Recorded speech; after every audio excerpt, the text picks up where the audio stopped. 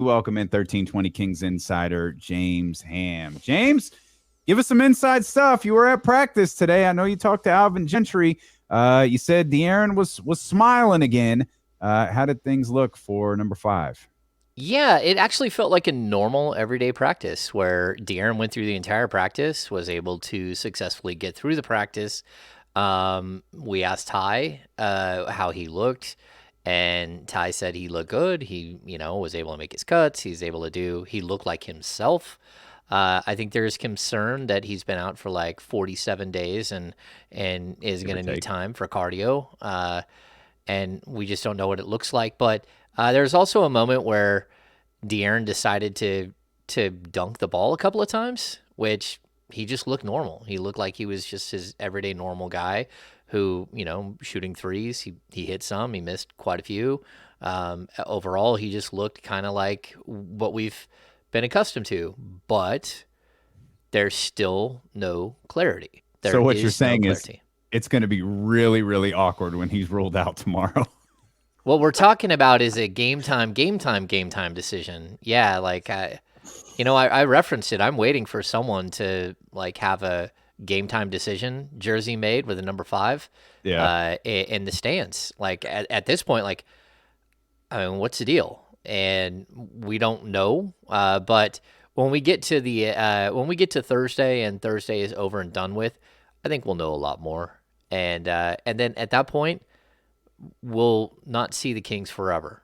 Like they have Hmm. basically 8 games on the road, but it surrounds the All Star break, and so we're not going to see them for a couple of weeks, which might be a good thing. I think they're tired of seeing us. We're tired of seeing them. Tired of watching them play in person because most of the time it's not enjoyable. So we'll only have to see a Buddy Hield once after the trade deadline. we'll Yeah, see. so We'll see him on the 12th, and then not again until the 24th. it's always this is kind of a weird thing though, right? Like I've been around Harrison Barnes for a long time. Like I did 30-minute TV specials with Harrison Barnes. Hmm. I've interviewed Brittany, who's just absolutely amazing. Like I've been out at a restaurant and Harrison is there, and I go over and say hi. Like if he's not here after Wednesday, we won't get to talk to him again.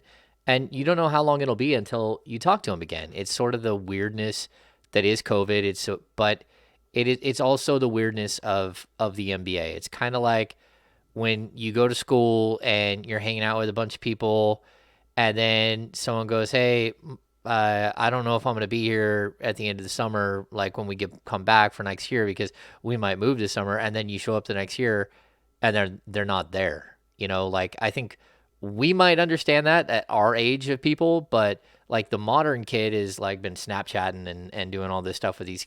They're more connected to each other in a weird way, even though they're not connected like physically.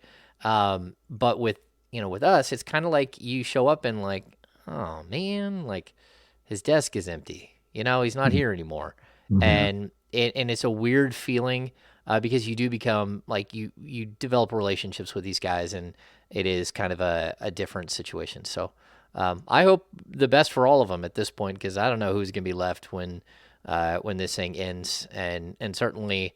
3 or 4 of them should be gone, but whether they are gone, we don't know. Yeah.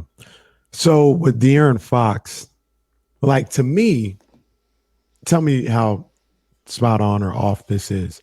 To me, full practice, people talking about he's springy, got threw down a couple dunks.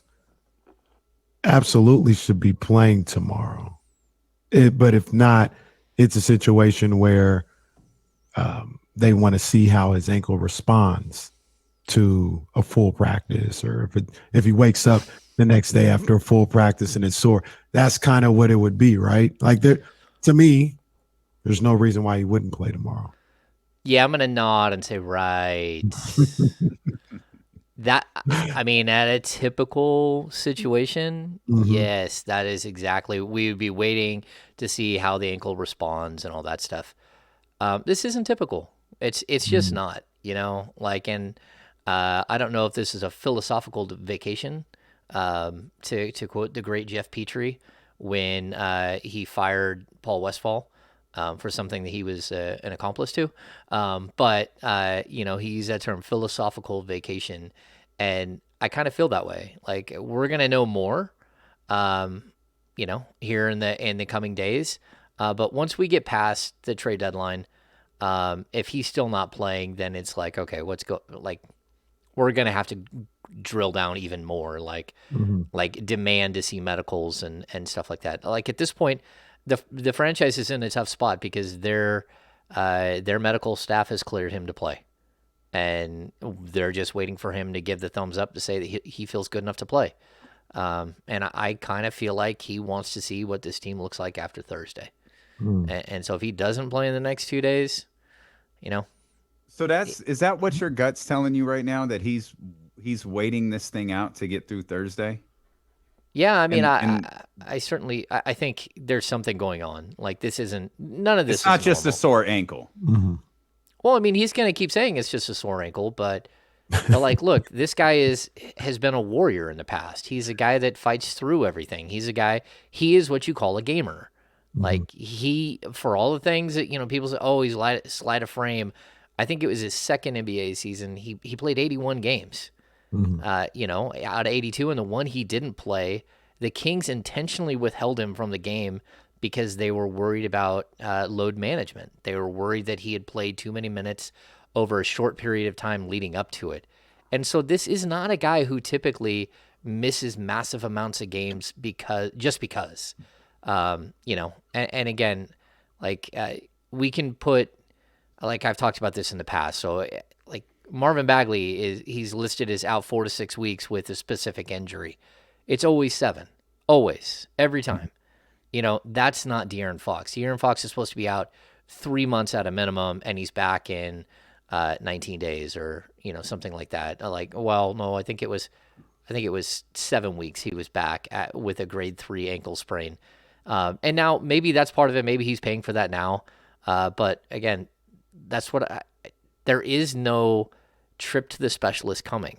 There is no second opinion needed. He has not asked for a second opinion. There is no injection needed. There is no secondary MRI. If those things were part of this equation, then I'm fully on board with this being just 100% a full-fledged ankle injury. But those things aren't. We've asked the questions. They're not sending him in for another MRI. He's not having his guy. He's not flying somewhere to have his guy check it out. So we're at this point where, like, it literally comes down to pain management, and he can't go. Let me ask you another question in regards to that, Ham. In your opinion, how you think that flies in the locker room? I mean, this team knows who they are and what they are. Like the fact that they're starting to talk about the 10th, the play-in game again. Like the only reason you're talking about it because everyone in the league just saw, you know, the Portland Trailblazers wave the white flag. And just because they did that, that doesn't mean that a team like the New Orleans Pelicans, who started 1-12 on the season, aren't going to beat you there. Yeah. Like this is, to be honest with you, this is, you know, I think the locker room, they know how this season has gone and what's happening. And they also know like the instability of this season. They know that they walked into this year with 2 dudes who didn't want to be there. They walked into this season and knew that their coach was probably going to get fired. Everything that you could possibly think about this season has gone wrong. Like it's not just wins and losses. It's every single player being mentioned in trade rumors. Like, you know, the guys who aren't mentioned in trade rumors, you're probably like, man, that's a bummer. Like, not because I got to get out of here as soon as possible, but just that, you know, really, I'm not even getting mentioned in any of these trade rumors. You know, like how is that possible that my name hasn't come up yet?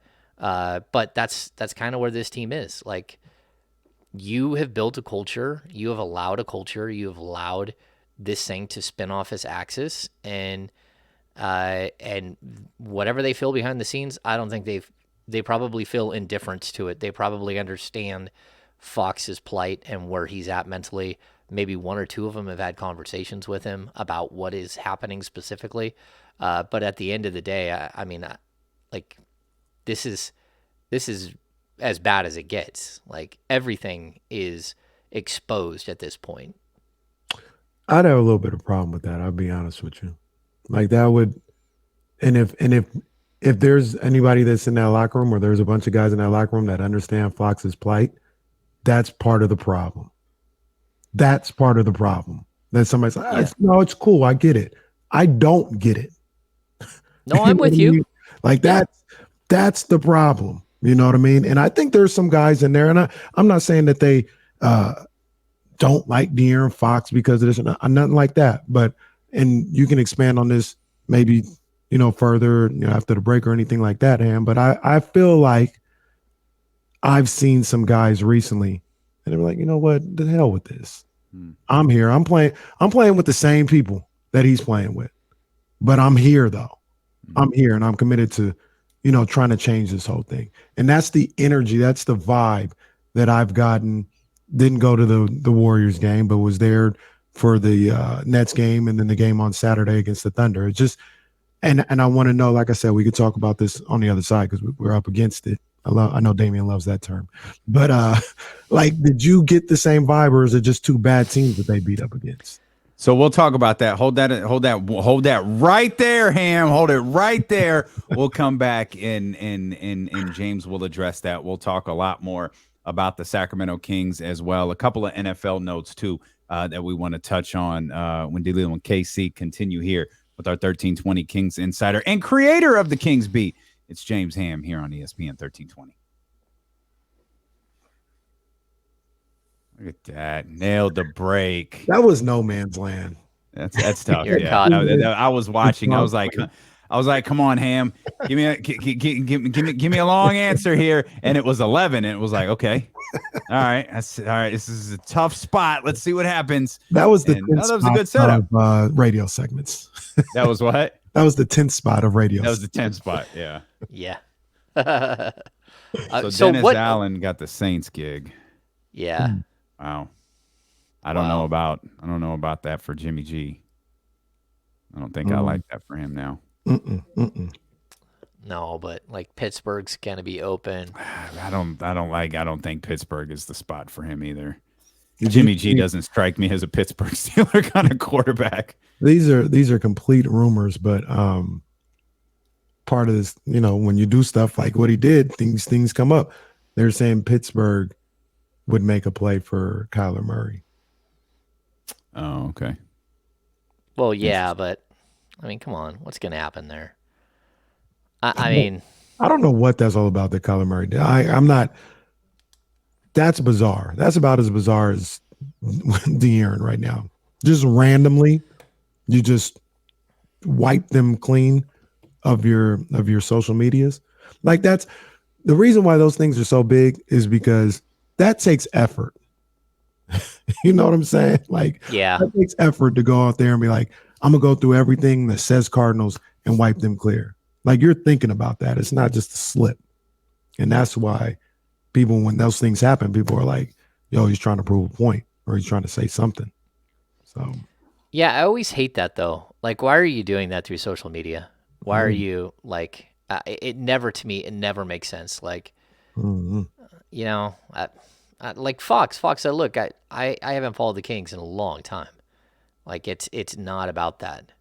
It's that he just doesn't want that in his timeline all the time, And right. I was on TV for like 6 years. People always go, "Oh, do you watch your stuff back?" I'm like, no. I get uncomfortable when I'm in a room and it's on. I don't watch that stuff back. I think some of it's that. Like, how many of these like slow motion videos of myself do I have to watch and fill up my timeline? But I don't know. Like, the whole situation is, you know what it is more than anything? It's disappointing. Like, because I blame everyone except for Tyrese. I'm never going to put any blame on Tyrese. I think like he is like the bright spot of bright spots. And like Davion, I'm not blaming all the players that he's playing with right now. Although a lot of them are to blame because they didn't bring their hard hat. They didn't come to work, Mm-hmm. Yeah. Like we could get into the Mo Harkless situation. Like I I don't even know what to say. Like that was I asked Alvin about the starting thing. Like and Alvin Gentry didn't know that they were 9-9 with him as a starter. We're talking about a team who's 15 games under 500, and they didn't know that one guy they're 9-9 with as a starter. And you know, there are reasons this thing doesn't work. Mm-hmm. And it's how many times, like if well, we'll get into this on the air. So no words on that quote. Fucking Ian Rappaport. This is an amazing tweet that Ian Rappaport just put out. Dennis Allen was the top choice going in, and despite strong interviews from Aaron Glenn, Eric Bieniemy, and Brian Flores, he lands the Saints job. For those who don't know, Aaron Glenn is black. Yeah. Aaron Glenn, Eric Bieniemy, Brian Flores. I don't get the Bieniemy thing. Like Bieniemy, I just what he's had a phenomenal team, and I know that Andy Reid calls a lot of it, but like, doesn't Andy Reid have like the Andy Reid coaching tree? Like that's the stupid thing. Like the great thing about Bill Walsh was that the Bill Walsh coaching tree was so incredible. So many Hang on, coaches. Guys. So, sorry, James. Yep. Oh no, we're good.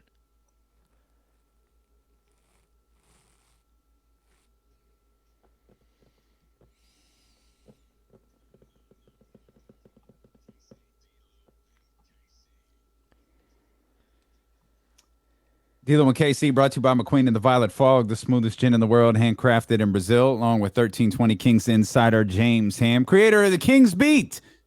James Ham. Before we dive back into the Sacramento Kings and we talk about the Kings' play as of late, do want to mention a couple of things we didn't have the opportunity to dive into today. As some of our conversations got a little sidetracked. Dennis Allen was hired by the New Orleans Saints. Of course, he was their defensive coordinator.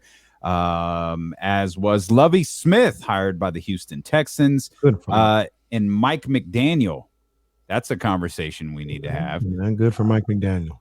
Mike McDaniel hired by the Miami Dolphins. So that's it. Coaching vacancies are filled. Doug Peterson getting another shot. He's in Jacksonville. Kevin O'Connor in Minnesota. Josh McDaniels in Las Vegas. Of course, Brian Daboll, very famous now. The New York Giants head coach, Nathaniel Hackett, and Matt. I still don't know how to say Matt's last name, but he's the head coach of the Chicago Bears.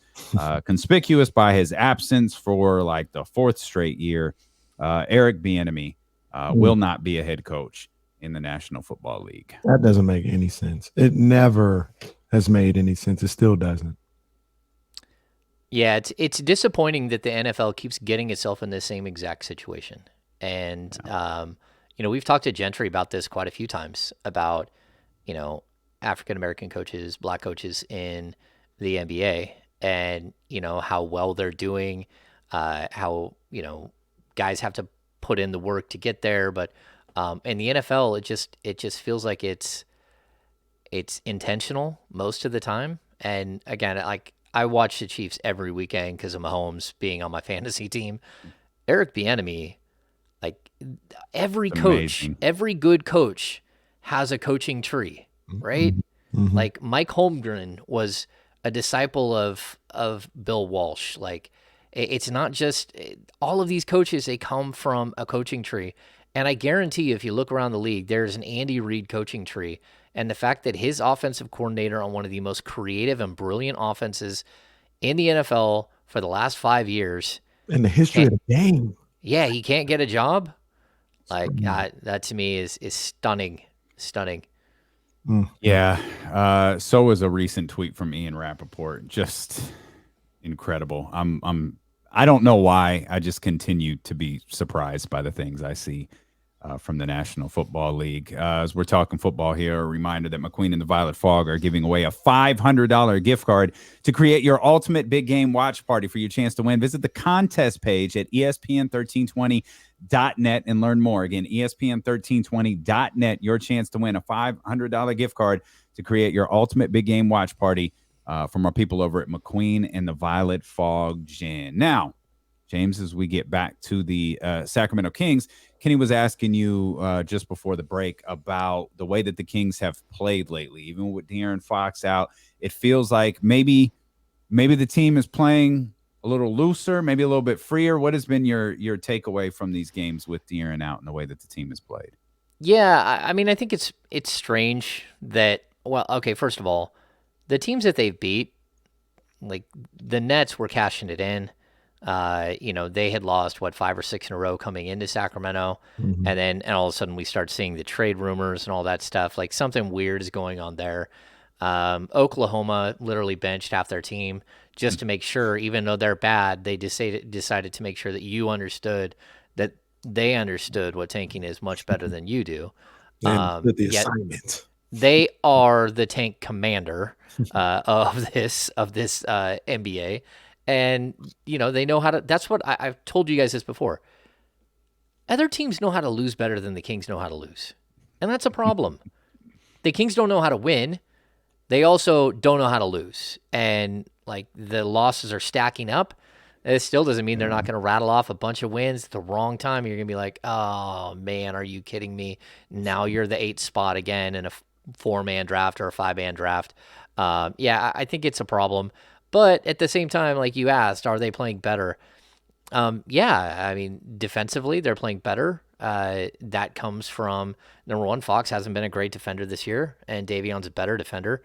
Tyrese Halliburton hasn't been a great defender this year, but he looks better alongside Davion than he does De'Aaron as far as a defender. Mo Harkless was in the starting lineup in the first part of the season. And then the Kings lost a couple of games, and someone decided to hit the panic button and took him out of not only out of the lineup, but out of the rotation. And people have never gotten that Mo Harkless, it doesn't matter what he does statistically on the court, somehow he helps you win. And he's a magician that way. But on a team that's 15 games under 500, you have a guy who's 9-9 as a starter. And your head coach didn't know that he was 9-9 as a starter was a bit strange. But at the same time, look, that's the type of player the Kings need. And they need a better version of Mo, not to be disrespectful. What they need is the Mo versions that we've seen over the last couple of games, where all of a sudden he can get you 18 points, or he can get you 12 points, or he can get you I think he did 18 twice, right, in the span of a week, and that was the highest he'd ever scored for the Kings. That's what you need. 18 and 11 on Saturday. Yeah. Well, that's the other problem. Mo stopped even getting rebounds early on, so you kept pointing at it because you're getting beat on the glass, you're getting beat in transition. There are things that were happening, and this Kings team wanted to go 3-guard sets all the time. And, so they're playing Mo more at the 4 than at the 3. Look, if they just stayed the course, that will go down as the moniker for this season. Things did not have to go this way. They went this way because of crazy impatience, irrational impatience. And that mixed with you didn't trade the 2 dudes who didn't want to be here. So as soon as things start going south, there's going to be finger pointing. How many times do we have a players only meeting or a team meeting behind the scenes after a game? Look, those things, they don't work if it's the same people who do the same things every single time that are wrong. I agree. I was listening with Matt earlier, that Mo Harkless is one of the few dudes out there holding people accountable. You need someone holding Buddy Hield accountable on every play. And so anyway, I think that what we're seeing here right now is that, yes, they are playing slightly better defensively, but they're also putting better defenders on the court. Mo Harkless is a better defender than almost anyone else on this team. He's versatile. He can do all kinds of things. But you do need at a certain point for him to be able to hit a 3-point shot. And I think the biggest reason why they've won 2 out of 3, if you look, it's those games that he's actually hitting a shot from the corner. And that makes a huge difference. So this team has always needed a stretch 3, a 3 and D3, or a stretch 4. And Harrison Barnes can only play one of them at a time. And they did not go out and get that guy. And that's on management. And it's not like they didn't do it this offseason. They didn't do it last offseason before. The offseason before that, they didn't go. They've had opportunities to draft guys. They could have drafted Moses Moody this year, who would have fit that stretch 3 mold and allowed Harrison Barnes to go be a stretch 4 and open up the spacing. This team has a major spacing problem. It's not that difficult. And they've made this game way harder than it needs to be. And firing coaches and doing the things that they've done to make the instability, it's not helping anybody. Do you think and I think maybe we talked about this a little bit before, but I just want to get your opinion still.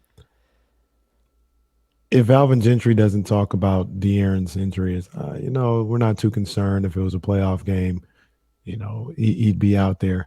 We're not having any of these discussions, correct? It's that one line that has kind of sparked all this, or is there more to it? Could people probably have read between the lines outside of that?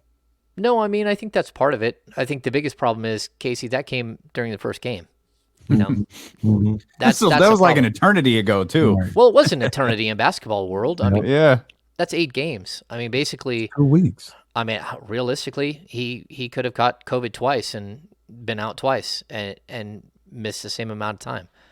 Like that, this doesn't make any sense. That's why we keep harping on it. We keep bringing it back up. It doesn't make any sense. And we're not going to try to make sense of it, because that would be, I mean, it's being intellectually dishonest with you. I'm not going to tell you that I believe that something's horribly wrong and they're hiding it from. That's not happening. The medical staff doesn't need to be raked over the coals in this situation. Have they done plenty wrong in the past? Sure. But in this situation, they've given you the green light. You can play anytime you want. Player doesn't want to play and saying he can't play. And that's, at the end of the day, if you side with the player and says he can't play, that's one thing. If you start shaking your head and saying we've reached almost 3 weeks of this, I agree with that too. I can't tell you that. I can only report what I've been able to report on this and dig as deep as I can and tell you that it's not like any other situation I've been in. It's not like when the team literally hid an injury with Rashawn Holmes and kept telling us that this was 2 years ago, that he had a shoulder injury. And I kept asking, is it a torn labrum? Is it a sprained shoulder? Is it an AC joint? Is it a grade 1, 2, or 3 separation? What did he do? Wouldn't tell us. They had a huge homestand. They wanted to sell tickets. As soon as that homestand started to wane, we found out that he had a separated or a torn labrum the entire time, which specifically we had asked about. And so that is not this situation. That was a different time with the Kings. These guys are not lying to us. They are not trying to give us misdirection. They're telling us he'll play when he says he'll play. I'm sad that we just used he could have had COVID twice as a measurement for an injury. That's frustrating on so many levels. He could have had COVID twice and been back. Oh, that's awful. That's awful. You know what, though, James? That's kind of what I was talking about a little bit before we went to break. I mean, that's problematic. Once again, you talk about not insulting everybody else's intelligence. I'm not saying that these guys have to have a problem with De'Aaron Fox, the man, the person, or even the talent that he has. But if you are just kind of sitting out, I got a problem with that. And if nobody in that locker room has a problem with that, that's the problem, right? No, I get what you're saying. And I agree with what you're saying. The problem that we have is that long before De'Aaron Fox started sitting out games, this season was over. and all of them knew it. All of them knew it. So people who want to talk about the 10th seed, this team knew that this season was over a long time before anyone else did. There's no question about that. They knew when this season was over. And so we can't pretend like because De'Aaron Fox is out, they lost a whole bunch of extra games. That's just not the case. They were going to lose almost every single one of those games anyways. They lost with De'Aaron Fox on the roster to the Houston Rockets and the Detroit Pistons before they went on a 5-game road trip and got clubbed. They knew exactly who this team was, who they were, what they were doing, whether Fox is there or not. At a certain point, it's like, look, make sure, just get your ankle right. Like, go ahead and be 100%. That's fine. No one is ever going to be 100%. It's a point that Sean made on the podcast the other day. And he said, look, from the moment a guy steps into the league, he's never going to be more than he was that first day, as far as injury-wise. At that point, he's only going to get older. He's only going to have more wear and tear. That is the beginning. Where we're at 5 years later or 10 years later, some guys are able to maintain and keep, father time off of them longer than other people. But like it's the way that it goes. Guys are always going to be hurt all season long. Even right now, Mo Harkless is dealing with a bunch of bumps and bruises. Is he still out there? Yep. And we can even, you guys were talking about Harrison Barnes earlier. Harrison Barnes was this monster in the first 10 games of the season or 8 games of the season. We just completely forget that he had like a foot injury that completely took the wind out of his sails, took away a bunch of his explosion. He tried to hurry back as quickly as possible to keep the season from going off the rails because he knew the value that he has to this team. That hurt him. He's just now starting to look like himself again. And I'm not going to excuse the fact that he played through an injury that whole time where his foot was probably mush half of the time, getting out of games, getting treatment every single game, just trying to hold the thing together. And those are things where, when the season is early and when the season is close and you think you got a shot, those are things you do. When the season has not gone the way that it should be, that it should have gone, then, we are where we are. And with that said, Harrison's been playing really well lately. Yes. Yeah. Like over that same stretch of 3 games that you guys were talking about there, Harrison has played well. And, I wonder, Casey asked this earlier, and again, it's really kind of narrowing things down, perhaps unfairly, perhaps to create a conversation, perhaps to fit an argument, to 3 games versus what's De'Aaron been out 8, and you even throw in those prior 2 that they lost to Detroit and Houston. But I feel like we're all kind of seeing something a little bit different in Davion Mitchell now that he has a consistent role, and you crapped all over our Davion Mitchell thoughts last week, and we definitely don't need to do that again. I don't need to respond to anybody else on Twitter or YouTube. But Tyrese Halliburton, we've all kind of known there's been something there with Tyrese dating back to, the first couple of games of his career last year. Could Tyrese potentially be the leader of this team and the guy that you build around? Of course. He has those intangible leadership qualities that are desperately needed in this organization. He doesn't just have that. He has the IQ. It's on and off the court to be that guy. So I want to say one more before I forget, and then I'll get back to Tyrese. You said Harrison the last 3 games. Just going to point out the last 3 games that coincides with Mo Harkless being back in the starting lineup.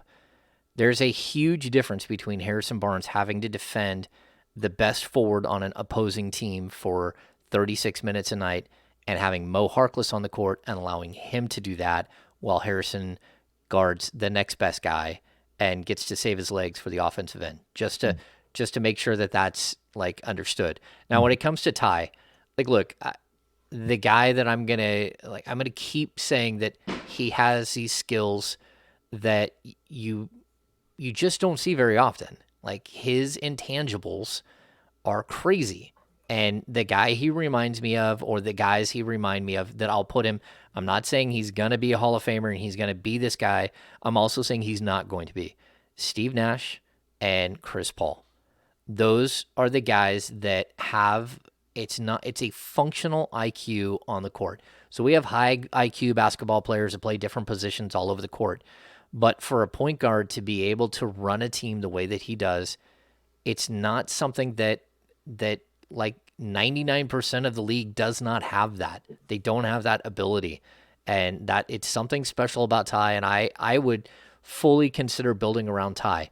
That does not mean that De'Aaron Fox can't be part of that. That's the thing. It doesn't have to be one or the other. And it doesn't have to be De'Aaron, Ty, or Davion, or, they all three can play. They both, De'Aaron Fox and Tyrese Halliburton, can succeed together. You just can't keep being impatient. Like, the game, it always works this way. It's crazy that it's, for some reason in Sacramento, they try to skip steps. They always try to skip steps. And it's because they get impatient about what they see, and they just don't get it, that this is players, a starting backcourt takes 2, 3, especially when they're 20, 21. If we're taking a 25-year-old and a 27-year-old and we're putting them together, you can see right away, John Wall and Bradley Beal, we can see right away if the chemistry's ever going to work, because they're so defined on who they are as players. Fox, Halliburton, not defined who they are as players. You average 25 and 7 one season. Fox has not done that again. He didn't do it before then. So he's not 25 and 7. What is he? And we still don't know the answer to that. So what we're waiting for is that moment where you get guys into the league long enough where you stop writing in their stats with pencil and you start writing them in with pen. Every game, I expect 22 points with a variant of 3 on Fox. He could go for 19. He could go for 25. Every game, I expect this out of Tyrese Halliburton. I want 9 assists, but he could go up to 3. He could go up to 12. Worst case scenario, I need at least 7 out of him. We have not got to that point with these guys, and it's because this franchise just won't do the right thing. They won't stick with a coach. They won't stick with a set of young players. They just get in their way every single step of the way. And they kill themselves. They take 3 steps backwards every time, and there is no step forward. That's the problem. So that's, like, I wrote about it on Sunday. I went off on those guys. I went off on the Kings, and it wasn't nice. But at the same time, like, what do you expect? Like, this is a disaster, and you're possibly going to make it worse.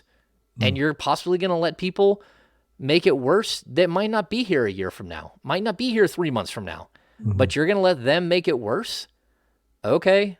Like, I don't know. Like, you've never done what was right by De'Aaron Fox. You've never built a team around him. We literally have just watched this team waste 2 seasons of his career without doing a single move that made his life easier as a player. If anything, they made it more difficult by trading Bogdan Bogdanovic. They took away another primary ball handler, another creator, another shooter from him, and they left him with Buddy Hield. Like, they have not done right by the fans. They have not done right by themselves. They have not done right by De'Aaron Fox. We're in year 5. And I could understand him being, like, disenchanted with what's happening. I can see him sitting out. Now, there has to be a way to hit a reset button with him and really sit him down and have a heart-to-heart about what it is that they can do to fix it. But it shouldn't be that hard. Go get him a stretch 4. Go get him a stretch 3. Go get him defensive-minded players. Go get him players that would start on other teams. Get away from players that don't want to be in Sacramento. Get away from the like players who literally have told you they don't want to be here, and you bring them into a season and act like everything's okay. We'll get through it. Oh, and by the way, we know you like Luke Walton a lot, but we're just going to fire him because if we don't fire him, we'll probably get fired ourselves. So it's this never-ending battle of chasing your tail and never asking for patience and never being patient enough to follow through. And that's where we are. So sorry, that's how I took a Tyrese Halliburton question. I think he can be Steve Nash. And if you give him up, he's going to go do what he did to the Dallas Mavericks and go win 2 MVPs with the Phoenix Suns, and you're going to look like an idiot because that's who he is. He's so good. That's He one is. of my favorite things that you do. You'll answer the question and give a lengthy explanation and then apologize and then go back and answer it really, really shortly again. That's a Yeah. great James Ham-ism right there. You know what's interesting though, James? By the way, I don't think anybody disagrees with you. Go ahead. No, Sorry, I Casey. don't at all. I will push back just a little bit because there are some things that can't be swept under the rug. And I asked this question to Damien earlier last week, I think it was. And if you go down, and while I agree with you, build around De'Aaron, they didn't do anything to improve this roster, especially last year. So when you talk about wasting 2 years of his career, last year, that was criminal. You know, the way they went into that season. That's ridiculous. But if you look at this year, and here's where, you know, I look for accountability and I look for, hey, looking in the mirror. If you look at everybody's numbers on this team, how many of them are doing about what you would expect from them?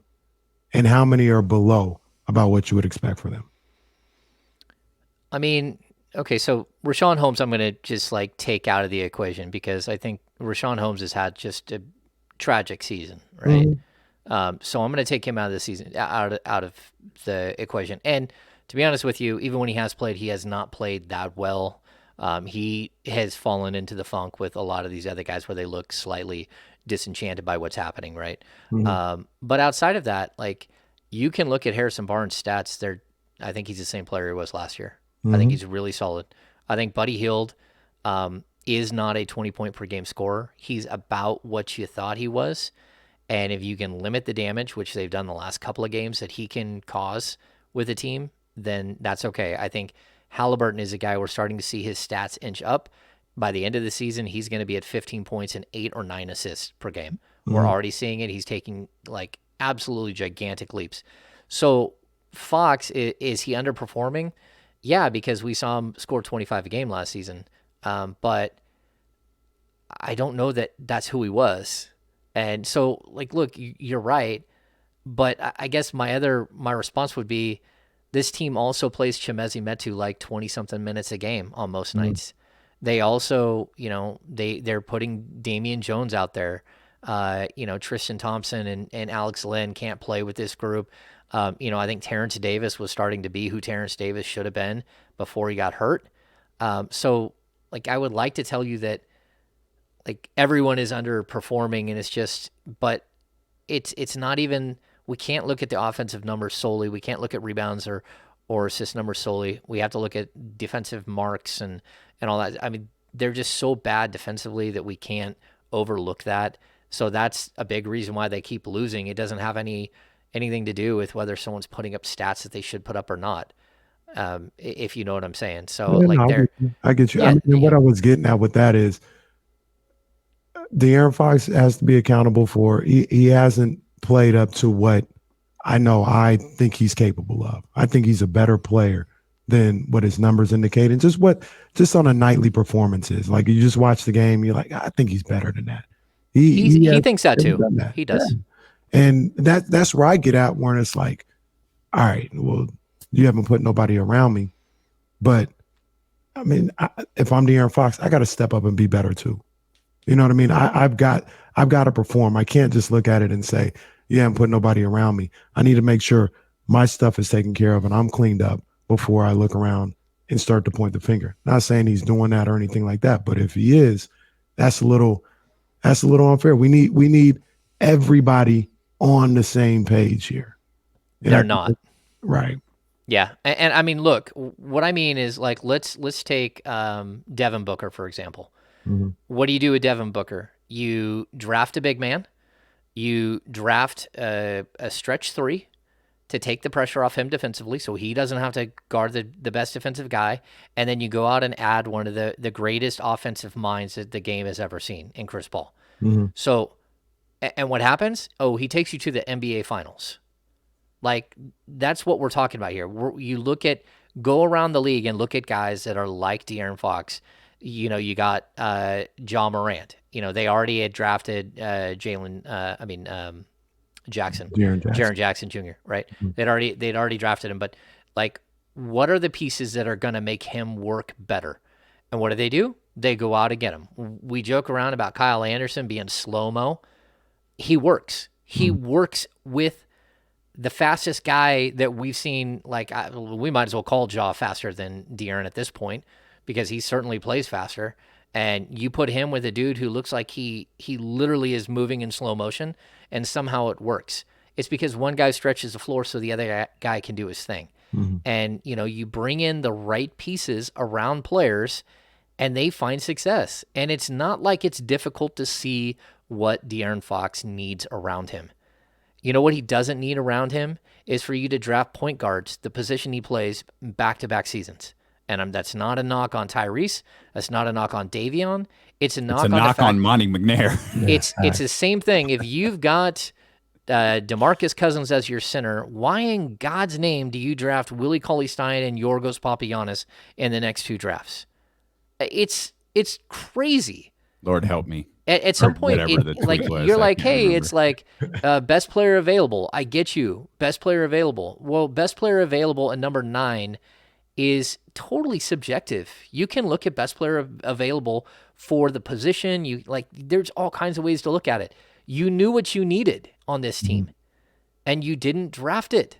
We're watching, Moses Moody may not be the best example because he's probably going to take 2 or 3 years, but Chris Duarte, that dude's a stud.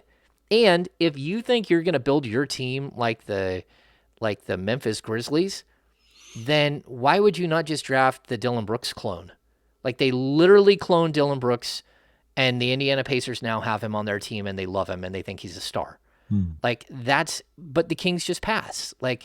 They get too confused, too caught up in what they think might help them, what might be a guy that's a diamond in the rough that will make them look good down the road.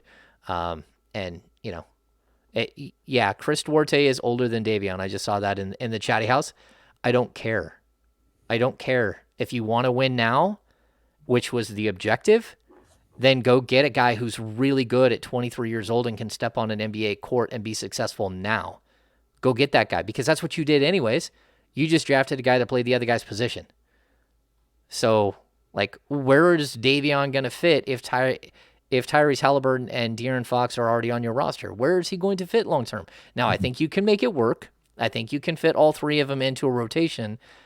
But with the 9th overall pick, you drafted a guy that you, in your system with your players and their ages, you knew was not going to be a starter for years. The number 9 pick, you got to get a starter. You got to get a top 5 rotation guy.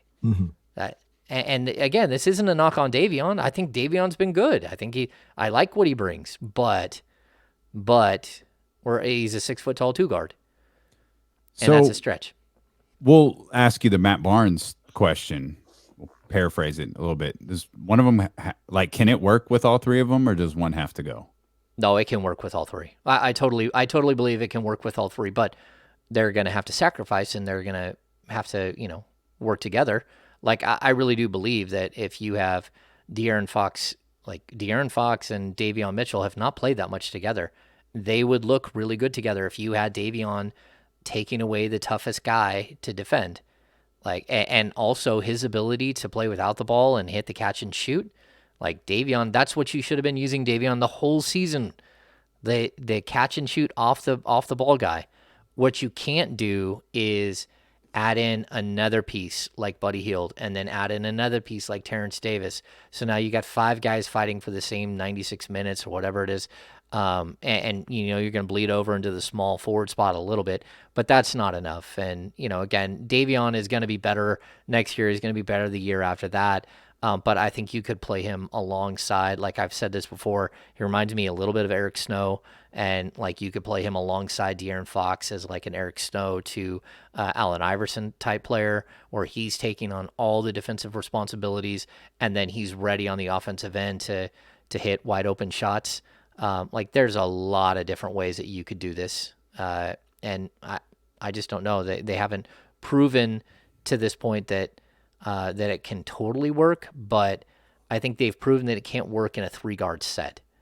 and not as, you can do 3 guard sets, but for very small portions of the game. Yeah, well, I hope it does work with all 3 of them. That would be awesome. I don't think that it can. I kind of subscribe more to one of them has to go, but I hope that's not the case. I hope they find a way at the end of this season and going into the next season to make it all work. I like all 3 ball players, but they've got to prove it on the floor. I mean, it's got to, them being together has to turn into wins. And then like all 3 of those guys, I know they play the same position and all this other stuff, but if you got 3 ball players, if you got 3 guys that you feel good about, that you don't want to move any of them, it can't be, well, you got to get us help. Like, that's 3 guys right there. Like, at some point, those guys, we're not asking them to be NBA champions, but they can't be 15 games under 500. So I hope they find a way to turn this into wins and not just hope at some point. Put the pieces around them to succeed. It's not that hard. I mean, every other team in the league is figuring out how to do it over the last 15 years, and the Kings aren't. They cannot figure out a formula of pieces that will work, which I don't know if that's them not being able to analyze the players that they have, do the math, figure out what will work. But I mean, it's not crazy. Like, this isn't brain surgery. You should have been able to find a small forward that would work, that was better than Glenn Robinson III. Like, you should have been able to find it. Like, you needed an upgrade over Kent Bazemore. Like, it's not even that hard. You knew that Mo Harkless is who he is and that he can play in a rotation of forwards, but you also knew that he's not a true 3-and-D stretch guy that can really help you space. And you didn't go get it. Mm-hmm. So, you know what I mean? Like, at some point, you have to actually put the pieces around these guys to succeed. It cannot be bringing in Hassan Whiteside to play center, trading for Tristan Thompson, who would never, ever fit the style of play. Mm-hmm. So, Beginning to think Monty's bad at his job. I don't know, because we haven't really seen, we got to give him until Friday at least. Yeah. Okay, fine. All right, fair enough. Then we can have that discussion. I'll give Monty till Friday. But I'm not giving him till Saturday. I'm going to be real. Check that. He gets till Thursday at noon when the show starts. Yeah, and one quick thing, too. I'll be super, super quick about this. If you were considering trading De'Aaron Fox now, why?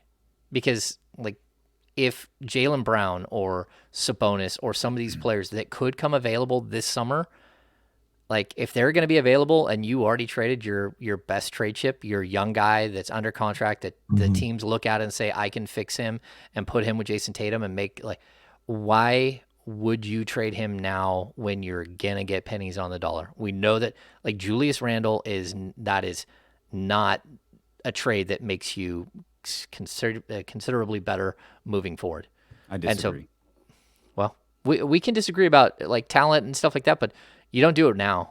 Like, I'm fine with that. I'm completely fine with the sentiment of you don't try to get something done for De'Aaron Fox by noon on Thursday. Right. I disagree on Julius Randle. I think Julius Randle is very good, and I think the commitment to, if you're acquiring Julius Randle, you're doing it for Tyrese Halliburton, and you've made the commitment to put the keys to the car, so to speak, in Tyrese's hands versus De'Aaron's hands. It's not my ideal move, but I think the idea of pairing Tyrese and Julius Randle isn't horrible.